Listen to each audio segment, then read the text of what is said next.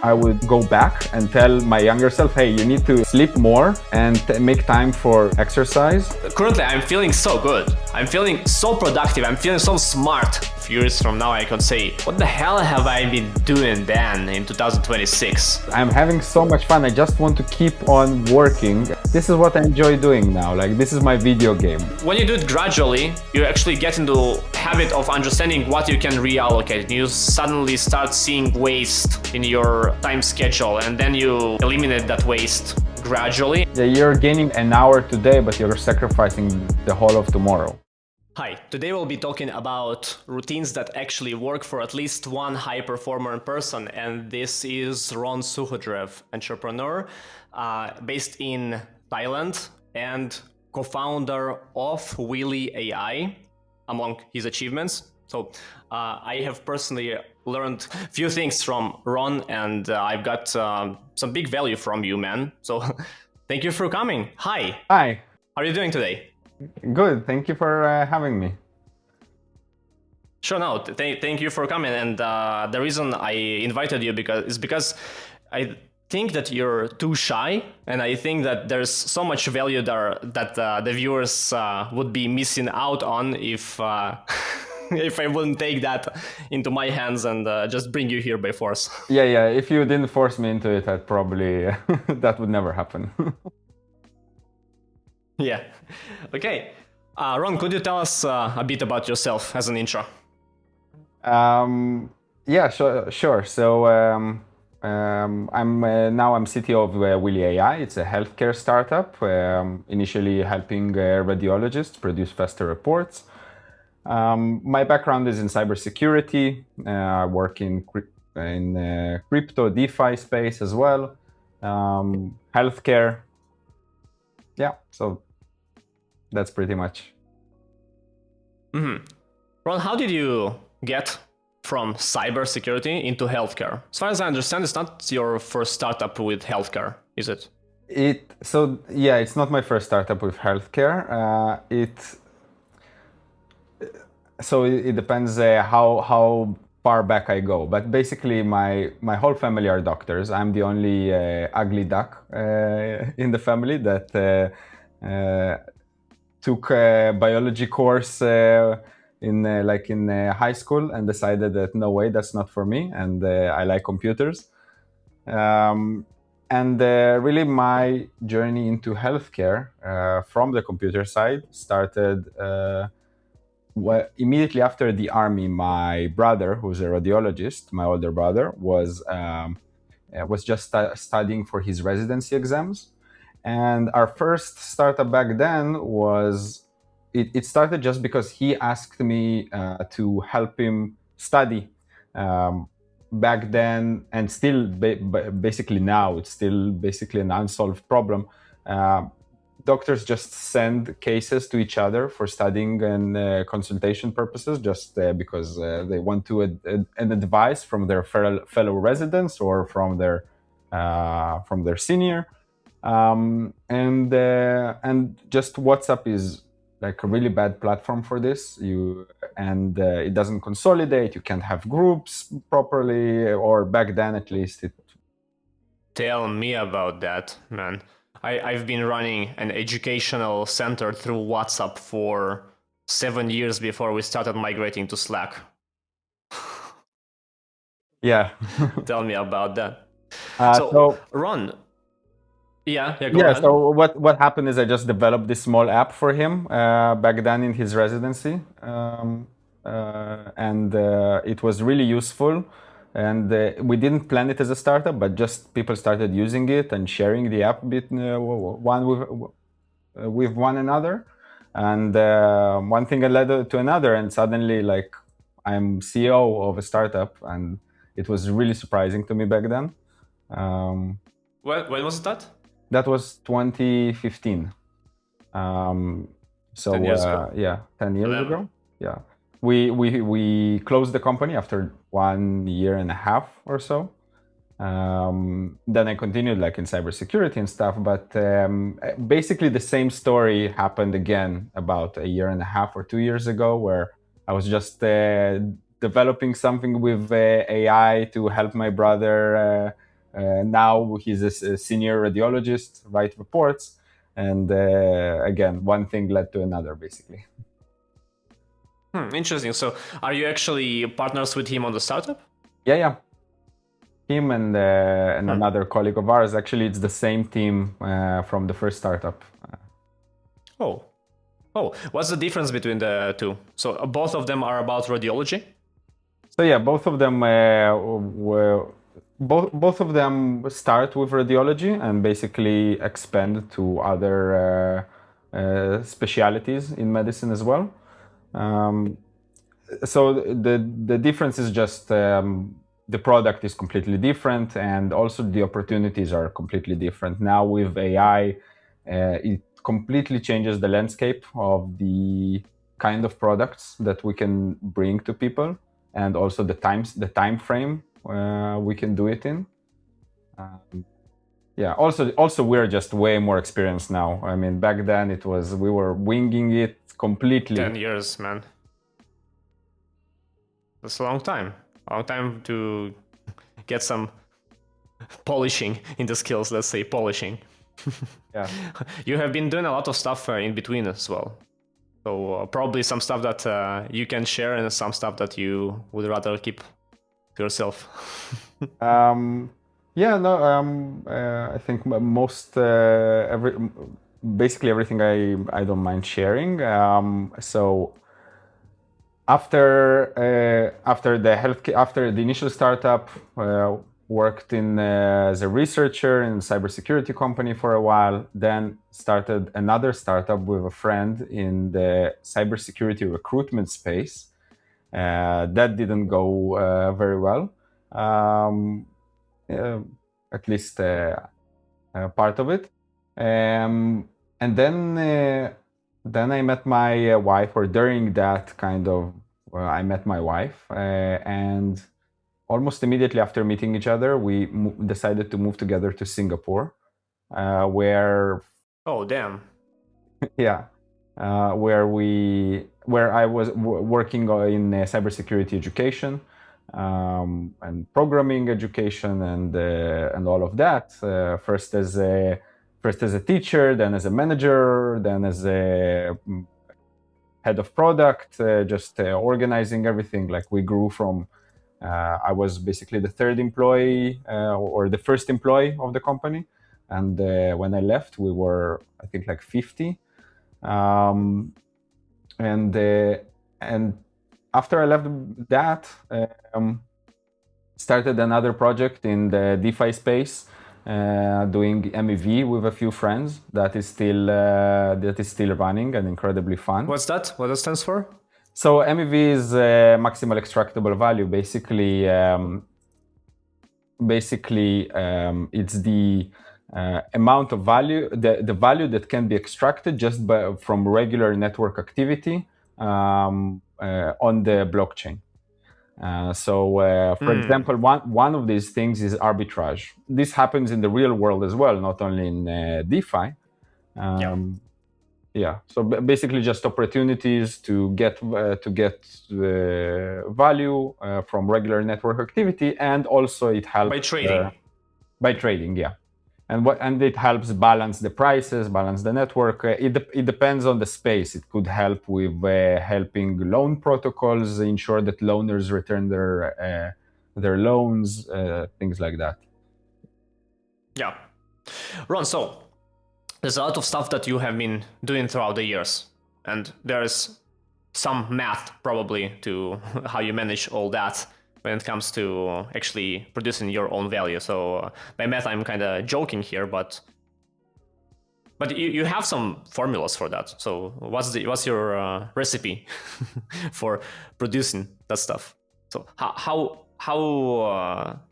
what do you think are the habits that actually are responsible for you being able to output all that? Because you're a very high output person, because your value produced per minute of work or minute of your mind focus is very high. So how did you arrive there, and how do you manage that?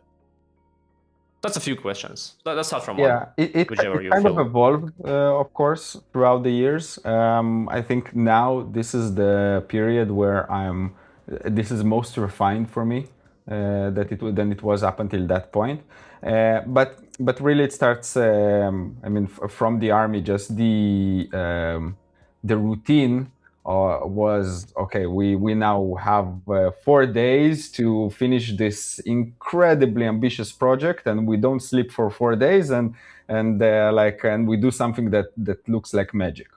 Um, but and I kind of continued with this mentality after the army. So I think the first startup was kind of this. I was stressed, and I was working a lot, and I was working well into the night and not sleeping, and kind of running from meeting to meeting and trying to do everything at the same time. And interestingly, so throughout the years, I kind of relaxed a little bit, and of course, it was a gradual process. And now this is the first time in my life where I'm doing all of that, but I kind of I put my health first. I don't get stressed, if at all, um, and I feel like I'm way more productive. So that's like was I think if I would go back and tell my younger self, hey, you need to like sleep more and make time for exercise, and like, and work less, that would seem, what, are you crazy? I mean, we run a startup. There's no other way. This is how startups work. You basically cram up 5 years of your life into half a year, and you both grow older Yeah. by 5 years in half a year, but you also are productive like this. Biologically as Yeah, well. yeah. Um, but the thing is, I think I'm way more productive now this way, and also just because I don't get stressed. I think clearly my decisions are way better because of that as well. Also because time has passed and I'm more mature. Yeah. But yeah, so I think what allows me now to function well is things like that. It's just uh, kind of not putting the startups first. Funnily enough, which seems kind of counterintuitive. Yeah, it is. It is super counterintuitive. So a few things I would like to ask you about this. So, And of course, I don't first of think all, that applies to every entrepreneur. Definitely, in some realms, if you're not, I'm sure, uh, I mean, some people will need to be all in completely first priority yeah, to be able to succeed yeah. very large. You said something. You said that you feel like currently you're in the most polished state that you have ever been in, right? And what is somewhat interesting to me in that is that we today, we now, as I now am, well, at least technically smarter than I have ever been because, well, I get experience. I don't get amnesia. So, and tomorrow I will be smarter than today. So pretty much now I'm behaving in the most rational way that I could have ever behaved in. So it automatically sets me up to think that I'm in the most polished state I am, which might be completely contrary to what I would think in a retrospective in a few years from now, because in a few years from now I can say, what the hell have I been doing then in 2026?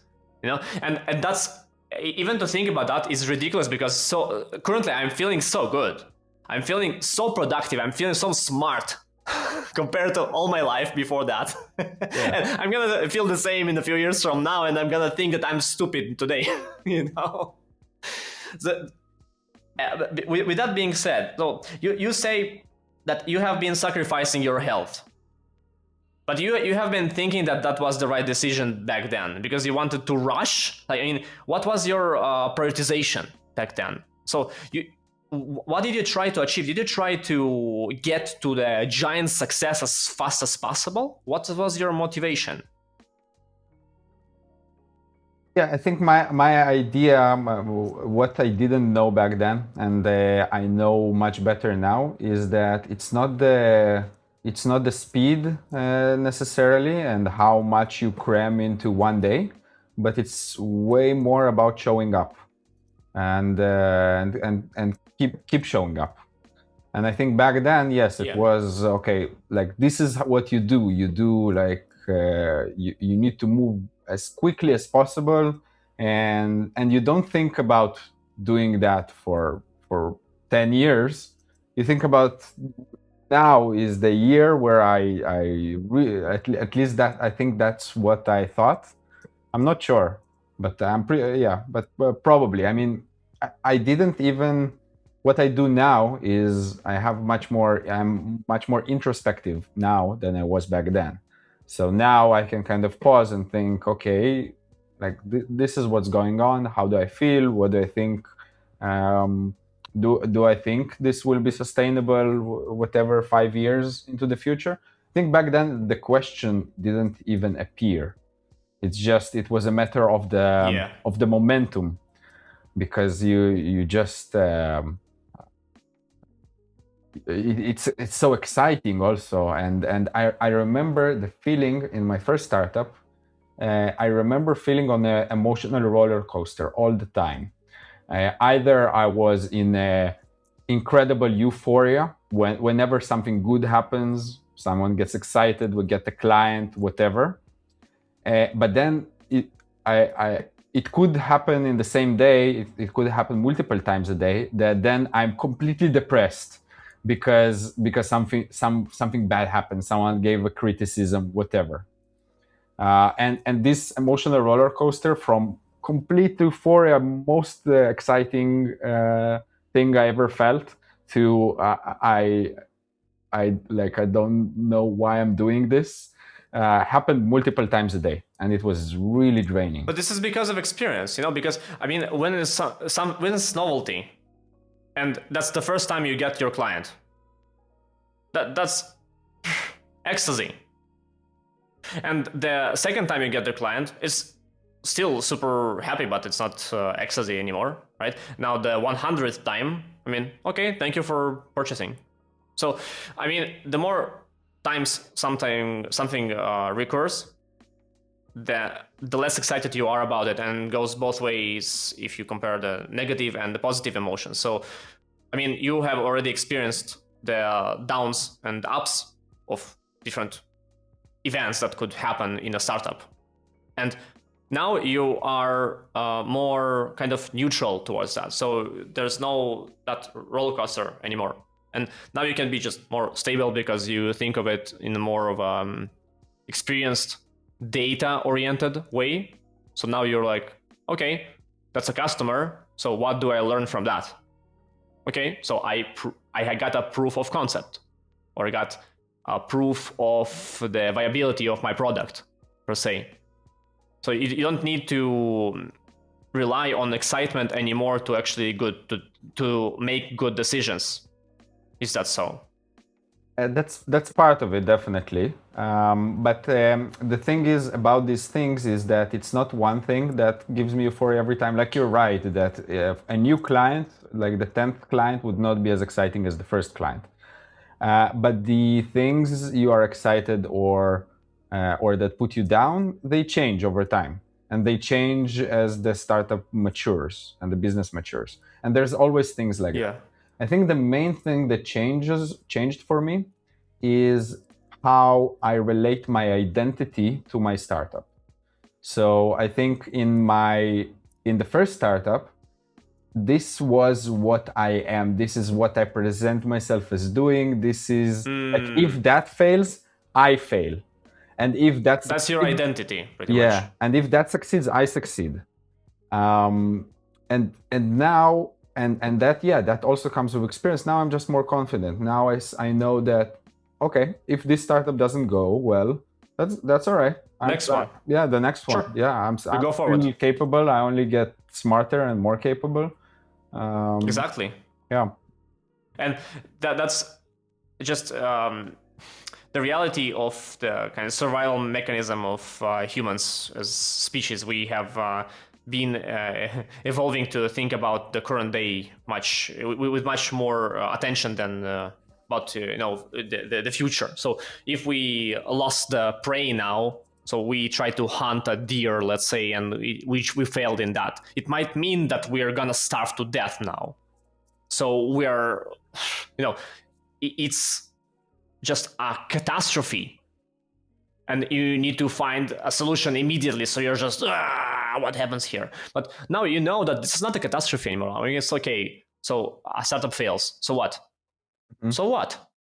You get smarter. You'll hunt the next deer with more experience, Yeah. because you will not die from that, because you already passed the stage of the initial failure. And startups, that's how startups work. I mean, almost nobody has succeeded in startups before failing in startups before, right? So you already passed that. You already know how's that, and it gets you much stronger because of that. And you can get much better decisions, and it's not as horrendous anymore. Yeah. In a sense. Yeah. There's And what there's I just wanted to ask you, what was the things that what was the things that you have been sacrificing in your health? So you said sleep. Was there something else as well? so it's mainly sleep, stress, and exercise. These are like now I see these as the pillars, and food, I guess, nutrition. Not something I thought about at all. I was just eating Classics. anything that would really living the stereotype of anything that would with calories is fine as long as it keeps me alive and I can keep going. um, Yeah. yeah, now I think like Coffee. Your food was coffee. yeah, basically. Pretty Now so much. much time I dedicate to just thinking about what to eat. That's incredible. Ron, coffee or tea? What do you prefer? I know the answer. Nowadays. All right, I'd say coffee, but it's actually not so clear cut. You thought coffee probably. Yeah, Coffee yeah. is just the thing I kind of got more into, I guess. I tend to get curious about something and then I kind of go deep on it for a while. And coffee was one recent adventure that happened just completely by accident because someone from that is in the coffee industry took me and exposed me to what is good coffee. But I think I like both. I also like tea very much. It sounds from your current state of mind that there's a dog person and a cat person. So there's a tea person and a coffee person. So it looks like you're a tea person now. So you've been a coffee person 10 years ago, and now you're a tea person. I don't speak about what's the preferred drink. It's just a mentality. It's just a tea mentality. You're taking stuff more slowly, but you're still focused and you produce a lot of stuff. So, but you just prioritize your personal well-being over steroids, quick results work. Even though currently the technological state of things is that we produce value so fast that the world kind of pushes us CTOs, CEOs into producing more and more and more per minute, and it's kind of, if you don't speed up, you just fail. I mean, it's a condition. It's a condition for survival now to speed up. So how do you keep up with that? Because you've been ramping up your value production speed, and so do I. I mean, we're in constant communication about that. We're sharing tips all the time. I learned a lot of stuff from you. I guess you'll also learn probably a few tricks Fun. from me. Yeah. So we see each other's flow, and both of us are incredibly fast in the value production, and we ramp up and we ramp up. How do you personally, Ron, how do you handle that? So I think this is something that is inherent to our industry even before AI. It just got True. sped up very much. But even before, I think if you are Exponentially sped up. yeah, like if you're a lawyer or even a doctor, yes, things change, but things change slowly, and you kind of learn a lot at the beginning, and then you work. And I think this is the mentality of a lot of people, even in our field, that you learn at the beginning and then you Yeah. can rest. But the reality of our Which is field, so far from truth. yeah, it's very, very far. Oh, I saw it a lot in the recruitment startup. I saw it a lot in people that they just say, no, but I don't want to learn new technologies now. I mean, I don't care. I already learned. I just want to work and get my money because I deserve the money because I already learned. But And they've been conditioned to that because, I mean, that's how the older generations are. I mean, that's the reality of the older generations because the progress in their case was very slow, always. We are virtually the first generation in the history of humankind to actually go through such a speedy development so that it's not that you need to learn a few new tricks every year. You just need to constantly be on the lookout and up to date with the technology, and still the technology will advance faster than you can adopt it. You just need to choose what you focus on when you're adopting new stuff, and you actually need to sacrifice some technological advancements because, well, so much of fear of missing out is relevant now. yeah. And you actually need to also combine it with producing stuff and not just adapting to the new tools. Because, I mean, if you just adapt to the new tools, you can't produce anything. Yeah, yeah. Like I think even before AI, I think depends of course on the niche you're in. If you're like in embedded programming, then things change more slowly, I guess. Super fast. Uh, No, so not embedded yeah. in the web technologies. It's just Yeah, but in web, new JS, next JS, the next plus plus JX. it's 1 year where you're not in the field, and suddenly everything changes from the very basic tools to all of the environment you're using, and that was before AI. And I think now AI really sped it up a lot. The way I keep up with it always and used to keep up with it as well is unfortunately something that I don't know how to tell anyone to, like, I don't think anyone can replicate, because what I do is I follow my curiosity, and this is throughout my whole life. I double down on my curiosity a lot, and I'm just so lucky that I'm very curious about computers and technology and where things are going in technology. So I just get excited about it, and I think constantly about, wow, okay, what's the next thing that could come up in technology, and that keeps me learning just because I love it. So I guess, like, but this is not everyone, of course. Like a lot of Yes. people go into technology, but they don't really have the curiosity for this, and then of course it's much harder to keep up. Yeah, yeah.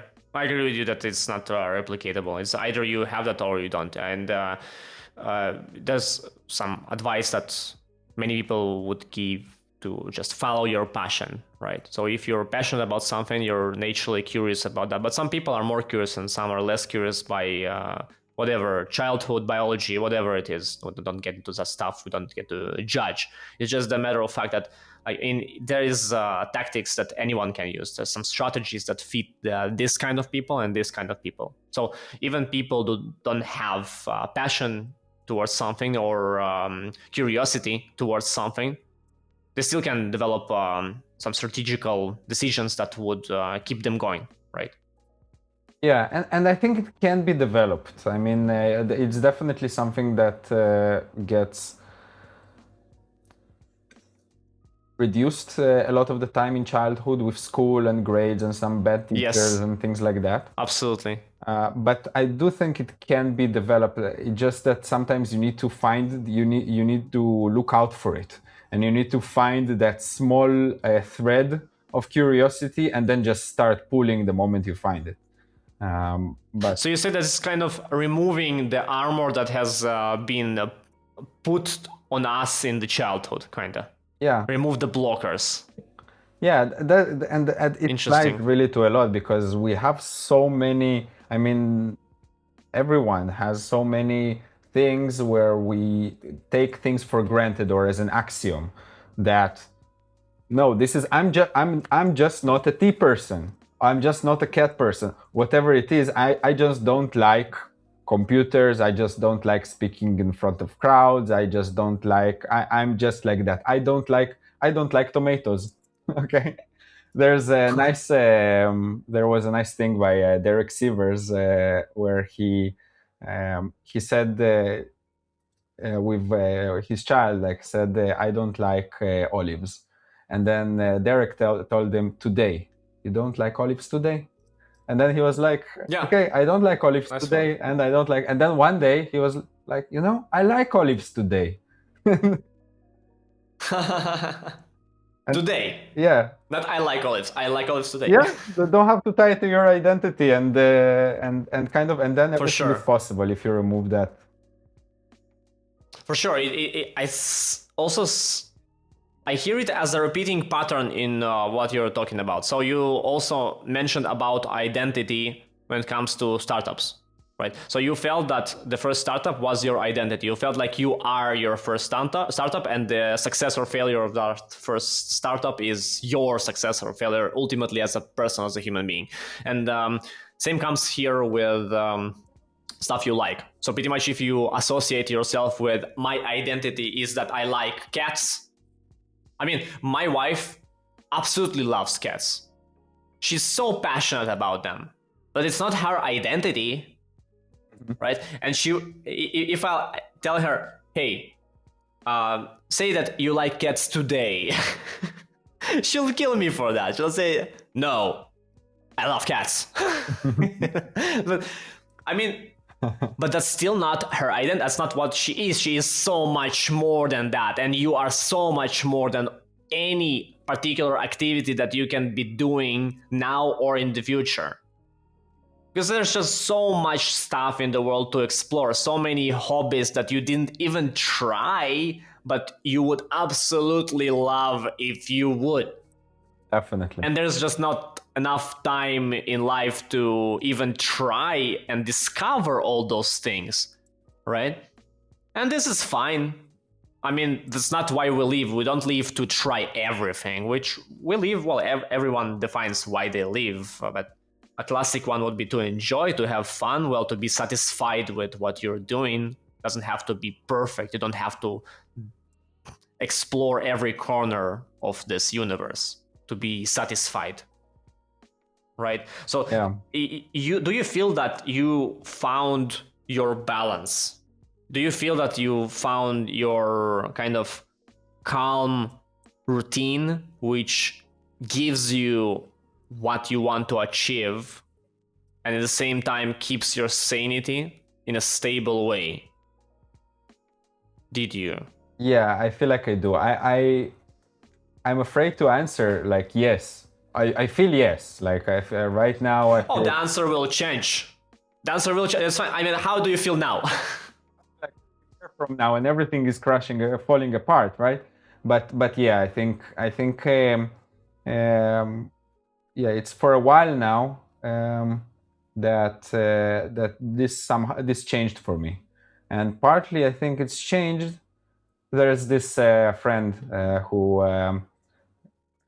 writes about his children, and then his daughter got stressed about something, and then he says, and then he told her, okay, but is it important? She's like, yes, it's very important. No, but like there's things that are important, and there's things that are important. Like the important things are your health, my wife, my immediate family. The startup is important, for example. Okay, yeah, it's important. Like I don't know, money is important. But it's a means to achieve the things that are important, pretty much. Yeah, basically, do. like the amount of things that are important is so limited, and Yeah. And It's the same for almost all the people, by the way. It's the same things. It's the family, it's the loved ones, it's health. I mean, it's almost always security, sense of security, pretty much. yeah, yeah. So It's kind of it reflects the Maslow pyramid of priorities. So it's just the immediate needs first, like food, water, right? So who cares about startup if you're dehydrated, if you want to drink? So that's true. first Yeah, food, air, right? yeah, yeah. And I'm speaking then from a it's very your lucky immediate place, family. like of course. And one other thing I wanted to ask you is, you feel that health makes you more productive. So prioritizing health makes you more productive. Yeah, yeah, definitely. Do you feel any improvement in your performance due to sports? So sleep is obvious. I mean, no, it's not obvious, but we've been talking about that a lot already. So sleep is super important. Yeah, of course. That's the Yeah. kind of the quick win to get performance boost is just to get good sleep. But what about sports? So the thing is, they're kind of tied together, I feel. So first of all, yes, like sleep. If I were to choose one, sleep is number one, most important. But the thing is, they're Hands on. kind of fueling each other, both in the negative spiral and in the positive spiral. So like if you're sleeping well, you'll probably have more motivation or more inclination to go and take care of yourself and For take anything. exercise, to do anything. Yeah. And but if you exercise, you also sleep better. And if you don't exercise and you sleep worse, then it can both be a downward spiral and an upward spiral. So I feel they're like both of them kind of tie together. But specifically with sports, I just it feels good to free my mind, not to think about my pain in my body. Like if my body feels well and I feel strong, I don't have to think about it anymore. So yeah, I need to put some time into it, but then the rest of the day I don't have anything that bothers me. You know how like I sometimes get a cramp and then it kind of bothers me the entire day. Yeah. And I was just always having some pain, and I feel so much better now. That's incredible. Just Nice. the clarity also. Yeah, actually, that's something that people don't speak so much about, to be honest. And I'll be completely blunt about that. I didn't think about it as well up until this moment. So you say that the pain in the body due to lack of sports actually distracts you, because I mean well, if it's distracting, it also hurts your performance. So pretty much it's not only about feeling well, it's also about, well, if you want to produce high results, you cannot afford yourself to go to the doctor every week, because it wastes your time, and you can't afford yourself to feel sick in general, because if you're eating poorly, you're gonna be catching flu or something just more often, and then you lose your productivity, or there's some back pain or whatever it is, and now instead of focusing on what's in front of you, you're just like, my pain, my back, right? Nobody speaks about that, but it is felt. Yeah, this is yeah. It So is. it's felt both immediately, and I think it ties back also to what we talked about. I now understand it's more important to show up every day consistently, like in terms of Yes. work and startups, than cramming up as much work as possible into a week. Because like even thinking about long term, like imagine now we have the AI and LLMs to boost our productivity. Imagine what we will have like when we're 90. I don't know, that kind of also one thing that allows you to just, again, exercise keeps you calmer, so just keeps you showing up. No burnout.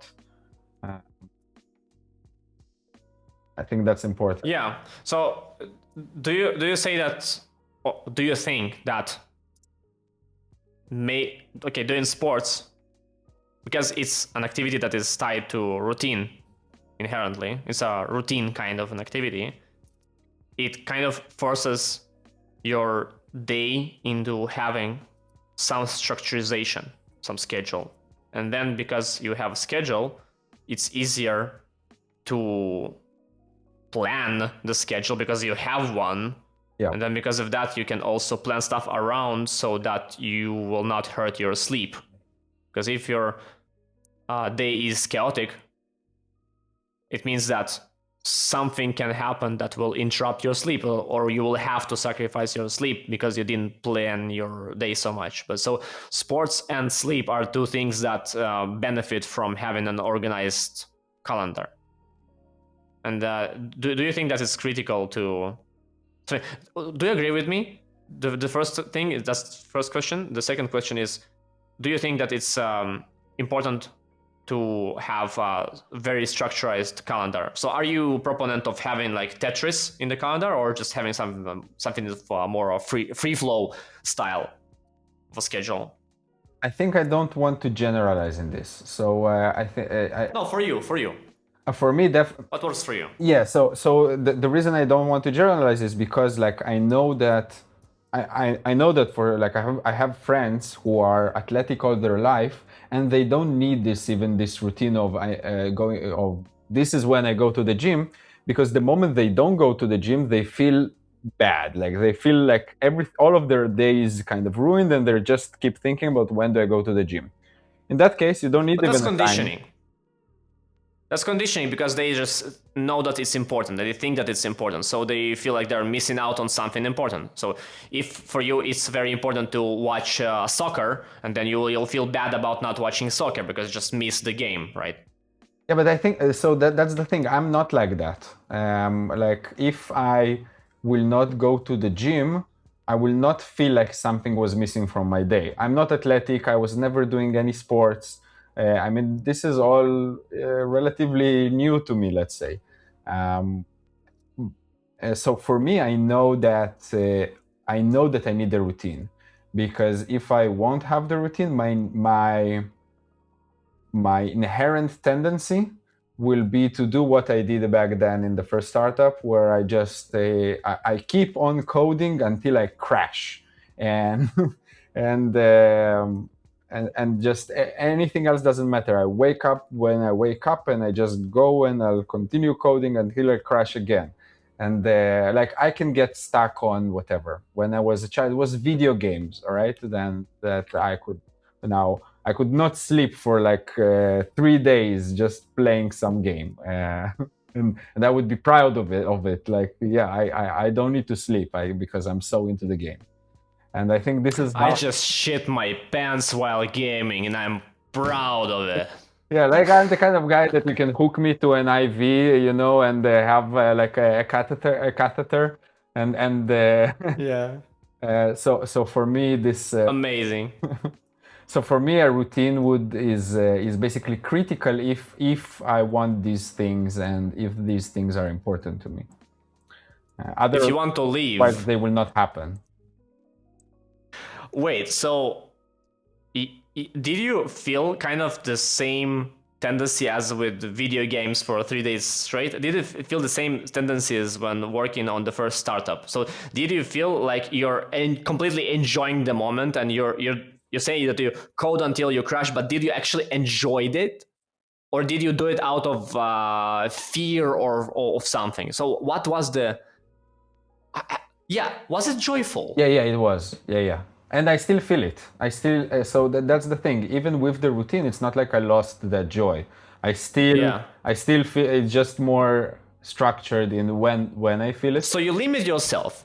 Yeah. So pretty much it's not that you work yourself to death because you're afraid of something, you want to avoid something, you say that I'm gonna suffer as much as needed to get this done, but it was actually, I'm enjoying that, I love that, and and it's kind of masochistic to some degree. So you're like, okay, I'm gonna sacrifice my health, I'm gonna sacrifice my sleep, but I'm gonna achieve something that is important for me because success is important for me, and the success of the startup defines me in some way, right?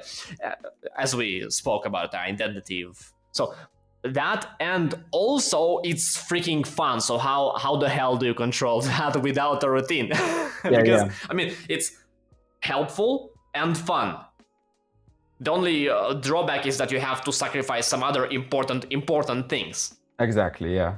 Yeah, and it's so fun. Like I feel it now. I'm at whatever at 9-10 p.m.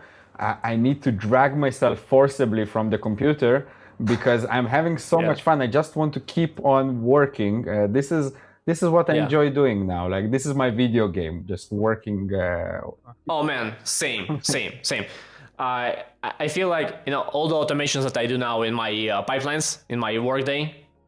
This is. I mean, who needs Factorio? You have that. It's just factorize your own day. And it's super exciting for me because I don't like tedious work. I don't like repetitive work. So I am a person of definitions. I'm super excited about definitions. I like to define stuff. I like to define new terms, new words. Okay, but I don't like to repeat what I have already been saying again and again and again and again and again. I like to get stuff not just done, but get stuff going. And to get stuff going, you need to define processes. And now when you actually have so much automation, it means that you can define stuff easier, faster, you can research faster, you can eliminate faster, and you can streamline stuff faster. So you can actually spend more and more of your time on defining and architecting and less on operating what you have defined. And that's me. I mean... Yeah, and that's amazing. That's me today. Skill now, I think with AI. I mean, this is the exact skill set that is needed for this. This is mindset, not skill set. It's just philosophy, I would say. It's a natural tendency, mindset. Skill is only how you implement that, I would say. But I love this tendency. I mean, I'm extremely happy that like I feel like I'm the fish and this is my ocean. You know. Yeah. This is golden age for me for sure. At least that's how I feel now. Maybe I don't know. Maybe my golden age is about to come in a few years from now. Maybe I don't know.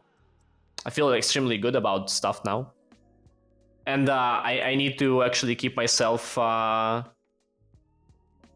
in a good sleep routine. So I need to get a bit of I need to get some inspiration from how you did that, because I have actually been prioritizing my health very high for many years. Okay, so I'm eating healthy for like 10 years or so already.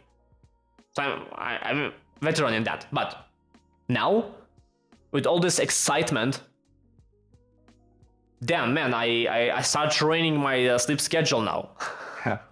At least I'm aware of that in the real time, and at least I'm doing stuff about it. Yeah. Yeah, this is I'm not perfect in this as well, right? Like sometimes I do still go with my natural inclinations and go overboard and sleep less. I just regret it a bit later because I feel the difference immediately in the next day in my decision making, my fogginess, in just how well my brain works. That's like incredible how quickly you feel that. Yeah, it's not worth it. It's just the adrenaline rush and the dopamine rush, really. It's not worth it in practice. I mean, if you do it for productivity... Yeah, you're gaining a little an hour today, but you're sacrificing the whole of tomorrow. Right? Exactly. No, what's funny for me is that I'm so excited, and my performance is high enough for me to actually not feel like I'm missing out on something. So I still have super high output, even if I sleep 5.5 hours or so, or 6 hours. And I have been naturally sleeping 8.5, 9 hours. Okay, so now I can sleep like 6 hours and still feel super, super productive. But I'm curious, well, if I would get a 9 hours sleep, would I prefer better? Well, probably yes. And I want that. It's just that it's not painful enough to kind of force myself into that very fast. Yeah, you know, I feel like productive enough to not prioritize it, which is stupid because that's health as well. No, I don't know actually. I think there is it's very personal as well, because I know people who who don't have a routine at all. Like, just they feel sleepy, they go to sleep. They're just very in tune with what they need, and they sleep for 3 hours, and then they wake up and they continue working. Like, I know, not a lot, of course. That won't work for most people, I think, but yeah, but it's very personal, and I think like some people would need 8 or even 9 hours of sleep, and like, if you're functioning, if you feel your top performance after 5 or 6 hours, good for you. I mean, I don't think this is inherently like 8 hours, like some golden rule. You kind of, I think, need to find out what works for you. A good way is just not set an alarm clock. See when you wake up naturally, and kind of.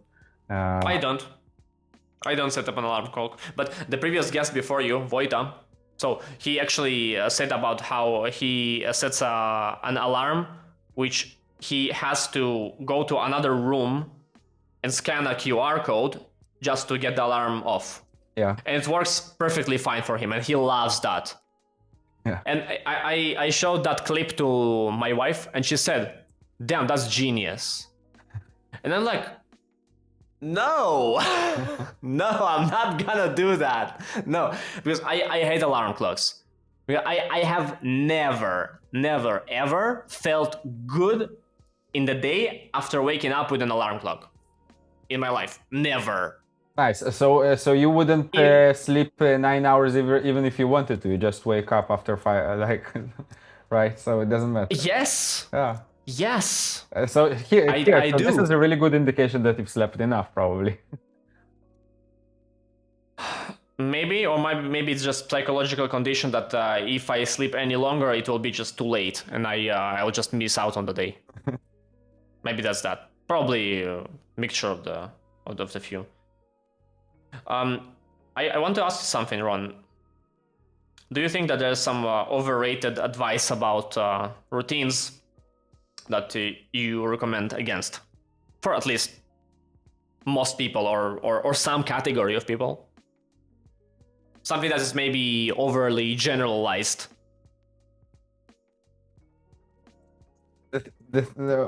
I don't have any specific comes to mind, but one thing that when you get into that talking about routines, then you very quickly get into a lot of advice, and that advice could look like this.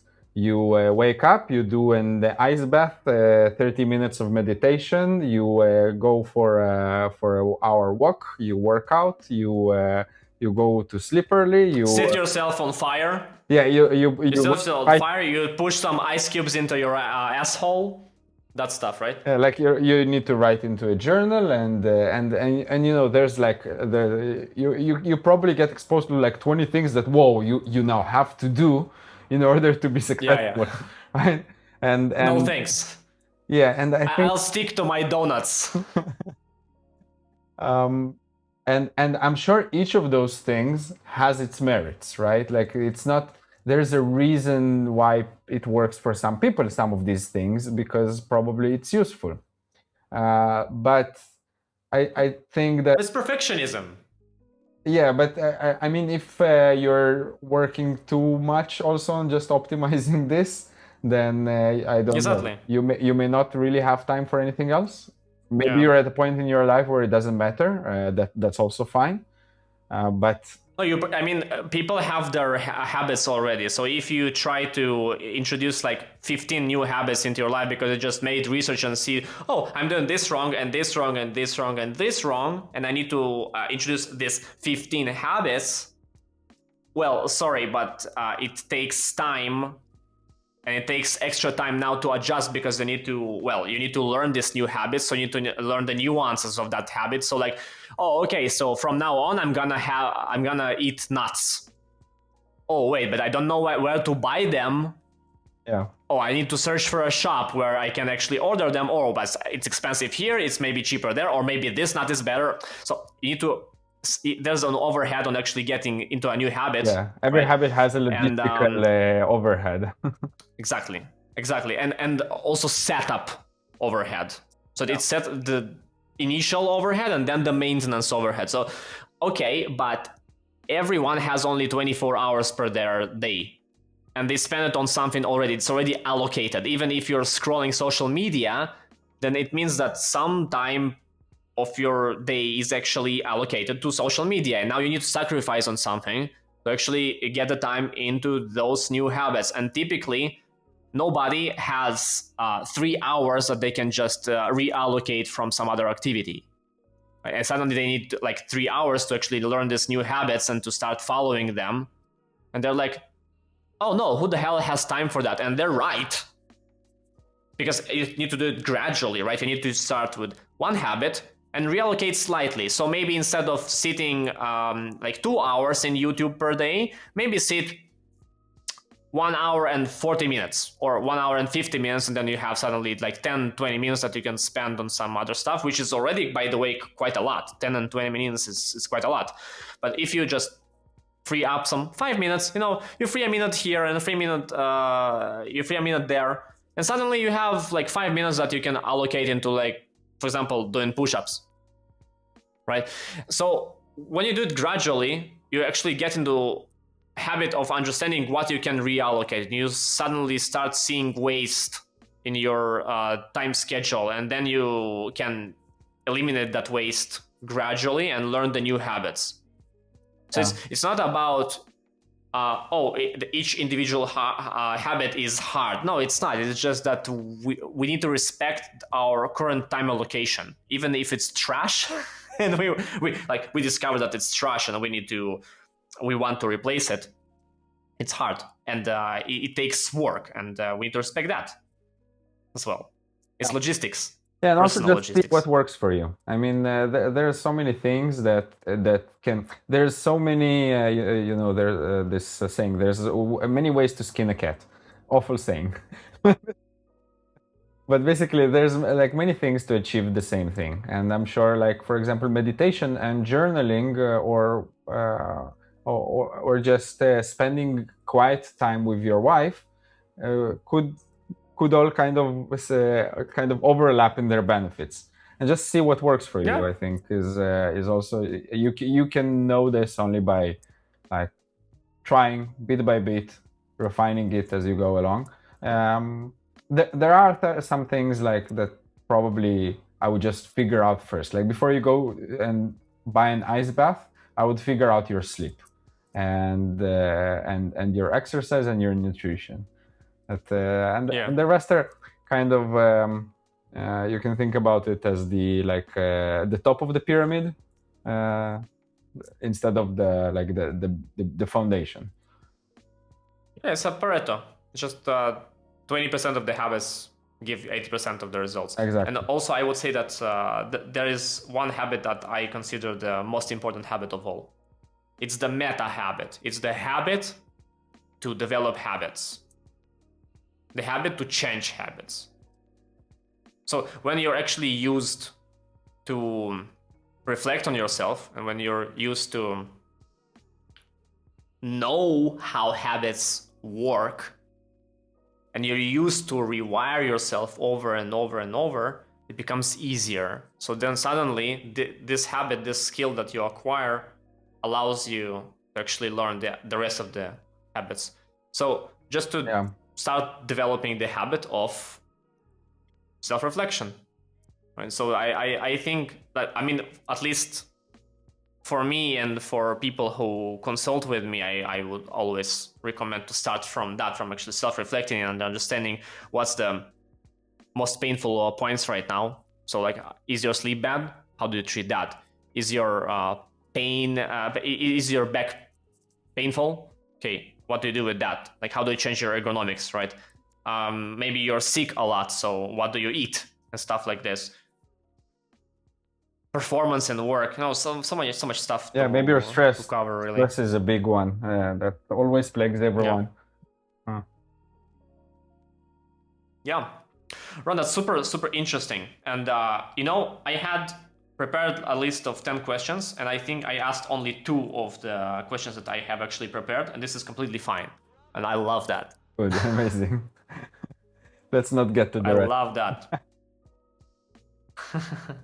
Yeah, I would actually like to address one question to the viewers. So, to the viewers, what routine has failed for you? What routine have you tried and it just didn't work for you, and why? And do you regret that it didn't work? And do you think that you would want to try that again? That's the question for the viewers.